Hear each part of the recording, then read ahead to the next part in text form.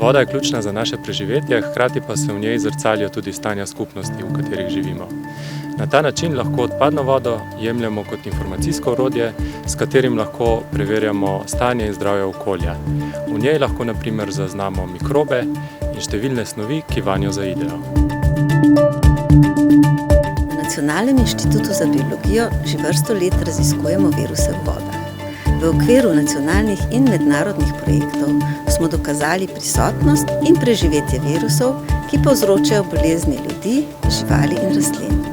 Zato smo lahko tudi med prvimi na svetu ob pojavu SARS-CoV-2 pandemije uvedli redno spremljanje virusa SARS-CoV-2 v odpadni vodi čistilnih naprav. Na centralnih čistilnih napravah na dotoku zberejo 24-urne kompozitne vzorce odpadne vode.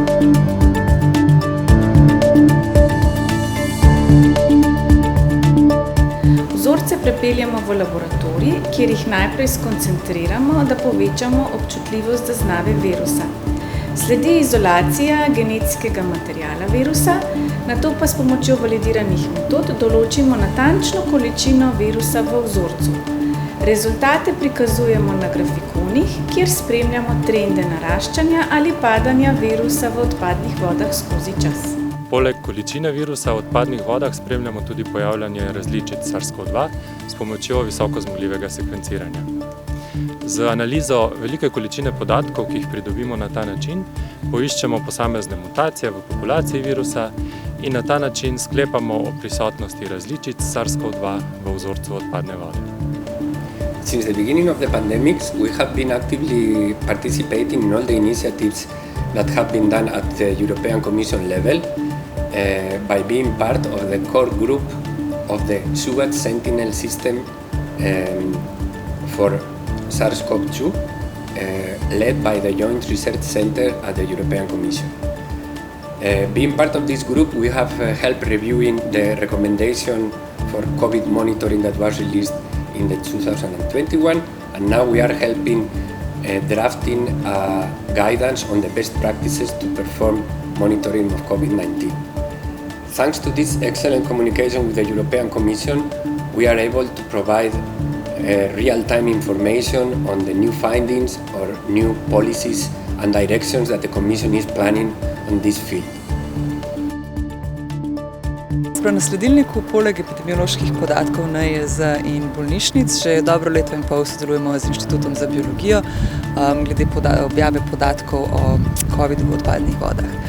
In ravno ta graf, koncentracija virusa na čistilnih napravah, je danes bolj pomemben kot kadarkoli do zdaj. Namreč dnevne številke potrjenih primerov bistveno podcenjujejo razširjenost virusa pri nas, ker se ljudje enostavno ne hodijo testirati. Podatki z bolnišnic in smrti seveda pa zamujajo tudi za več tednov. Tako da so odpadne vode v bistvu najbolj ažuren indikator, ki ga trenutno imamo. In v bistvu noben drugi indikator, kazalnik nam ne more prikazati razširjenosti epidemije v realnem času, tako da mi je v bistvu zelo nepredstavljivo, da se tega monitoringa ne podpira oziroma razvija še naprej. S pomočjo monitoringa odpadnih vod, ki ga izvajamo na inštitutu, lahko enostavno spremljamo potek epidemije, brez testiranja večjega števila bolnikov, le z odvzemom in analizo voda na večjih čistilnih napravah po Sloveniji. Naši rezultati kažejo zelo dobro ujemanje med podatki pridobljenimi z monitoringom odpadnih voda in podatki pridobljenimi s kliničnim testiranjem. Raziskovalne skupine po celem svetu smo dokazale, da lahko z analizo SARS-CoV-2 v odpadnih vodah skladimo številu virusa, pojavu novih različic, odkrivanju novih žarišč in to nekaj dni pred rezultati kliničnih testiranj. Spremljanje SARS-CoV virusa v odpadnih vodah je le ena izmed možnih uporab tako imenovane epidemiologije voda. S podobnimi metodami lahko spremljamo nove mikrobe, gene z antibiotično rezistenco in druge onesnažila v odpadnih vodah.